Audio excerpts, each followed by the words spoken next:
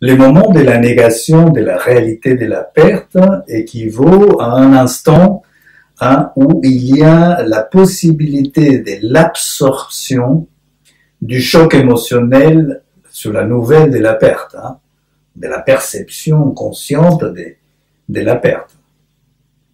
La première réaction, c'est de nier ça pour ne pas s'effondrer, évidemment, bien sûr. Et donc, les sujets, parce qu'il y a aussi le désir que cette nouvelle-là, elle ne soit pas véridique, que ce soit une erreur.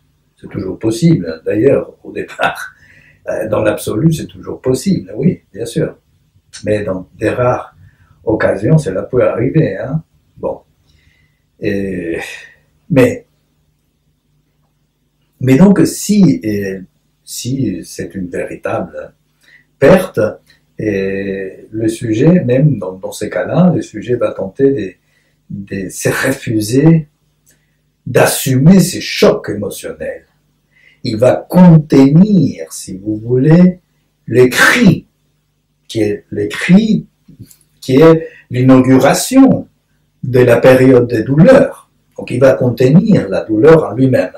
Là, c'est la négation est en quelque sorte là l'inversion logique du deuil, l'inversion logique de la perte. Donc la négation contient cette perte-là, contient la douleur de la perte, ne la lâche pas. Le cri va faire que la douleur elle puisse s'exprimer et que le sujet puisse avoir une relation dialectique avec cette douleur plus tard. Mais pour l'instant, le sujet, donc, dans ce premier temps de la négation de la réalité de la perte, le sujet va commettre tout un tas d'actes et chercher des objets dans des situations un peu farfelues.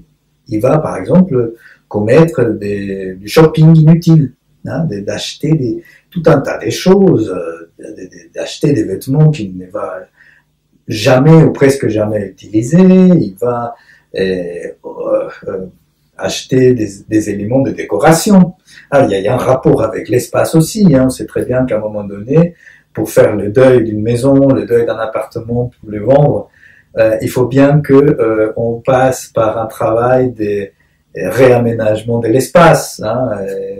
J'aime bien parfois voir des émissions américaines, ou on fait maintenant en France, où pour vendre une maison, et en quelques heures, en quelques jours, on réadapte la maison, on la dépersonnalise un peu, pour faire que d'autres personnes puissent déjà se projeter dans cet habitat pour l'acheter, mais aussi pour que les propriétaires puissent lâcher finalement ces biens immobiliers. Le lâcher quoi? Pas simplement commercialement parlant, mais le lâcher de façon psychique, parce qu'on s'y attache, parce qu'il y a des traces, parce qu'il y a des vestiges, parce qu'il y a tout un tas de choses qu'on a accumulées et qui sont parfois des choses inutiles, mais qui sont les signaux, qui sont les traces de notre passage là, dans cet espace-là, qu'on investit d'une façon ou d'une autre, et que donc à la fin c'est beaucoup plus difficile de le lâcher s'il y a trop de vestiges, s'il y a trop de traces, s'il y a trop d'élastique dans le dos, s'il y a trop n'est-ce pas, des liens qui nous attachent à ces biens immobiliers, par exemple. Et donc les premiers objets qui peuvent exister dans cette période de négation de la réalité de la perte sont ces achats compulsifs, répétés pendant un temps, d'achats des livres qu'on ne lira jamais, des choses comme ça. Et en même temps, il y a la possibilité de consommer des choses orales, comme l'alcool, café, du tabac, de l'alimentation qui n'est pas là pour alimenter, mais simplement pour gaver, pour venir se substituer aux mots qu'on n'arrive pas à dire, pour se substituer aux cris qu'on n'arrive pas à sortir.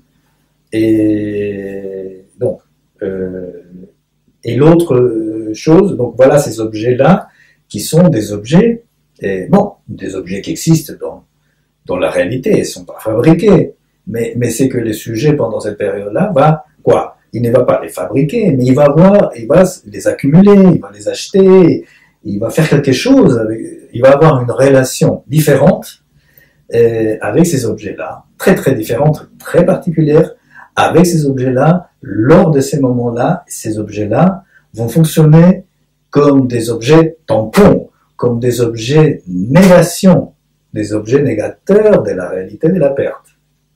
Et puis il y a aussi des attitudes éventuellement, des triomphalismes, de dire bonjour à tout le monde dans la rue, de faire des blagues qui sont dans des situations un peu incongrues de la vie quotidienne.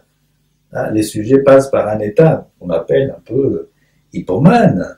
Bon, voilà, tout ça jusqu'au moment où la réalité de la perte commence à prendre une petite tournure dans l'examen des réalités que le sujet peut faire. Et donc il commence là, quand il s'est dit, bon, finalement, peut-être bien que l'objet est perdu ou il est en perdition, ou il est en train de partir, alors on ne sait jamais, peut-être que je peux faire quelque chose.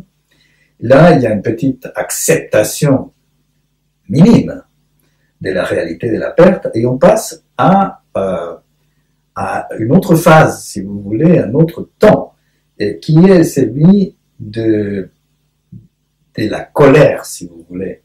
Donc le premier, ce sont des objets négateurs. Maintenant, on passe à des objets qui sont en lien avec la colère. Et nous allons là trouver des objets qui sont un peu phobicisés. Donc les objets de colère. Le sujet peut s'attaquer, par exemple, au médecin et dire que si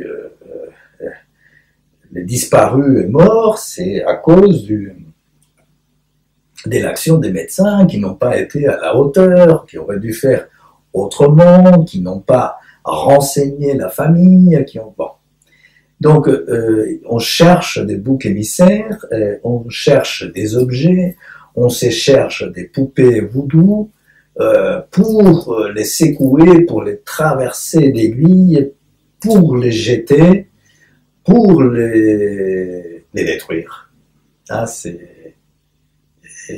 Et on pense qu'éventuellement, en faisant comme ça, on peut éventuellement récupérer quelque chose de la perte. C'est-à-dire, on ne sait jamais, on s'attend toujours à ce qu'il y ait un retour de disparu.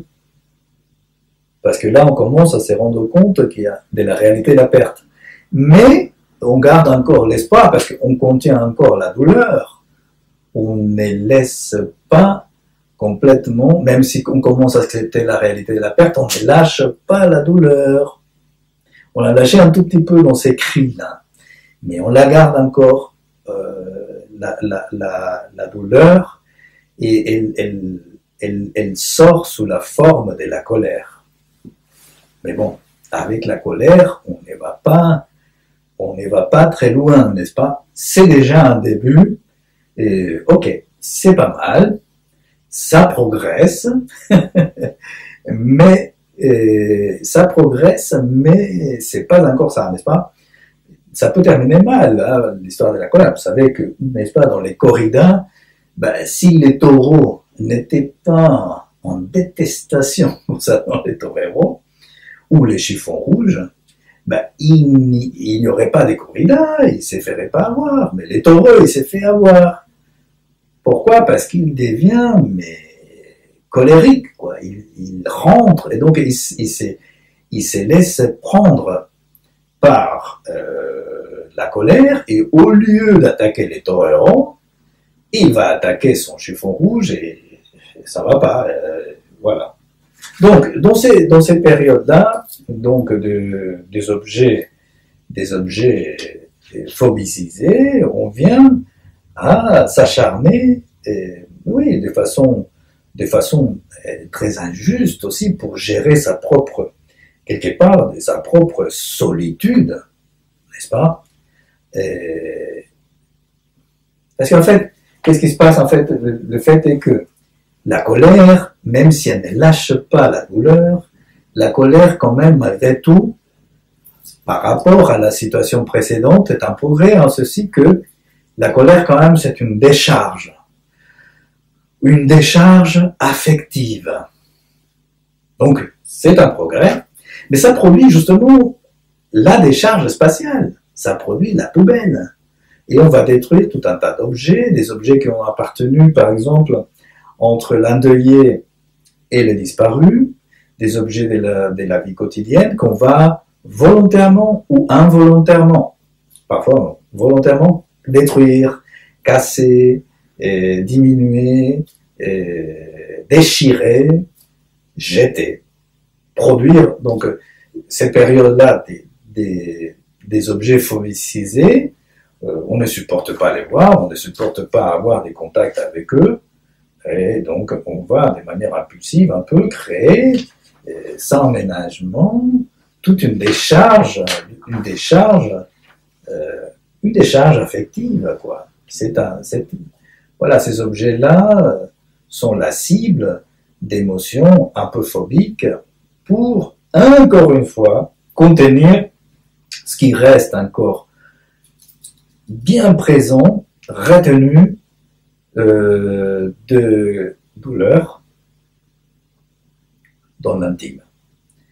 Et parce qu'on pense aussi que des façons un peu presque hallucinatoires, qu'il peut avoir un retour, qu'on peut avoir une retrouvaille avec les disparus.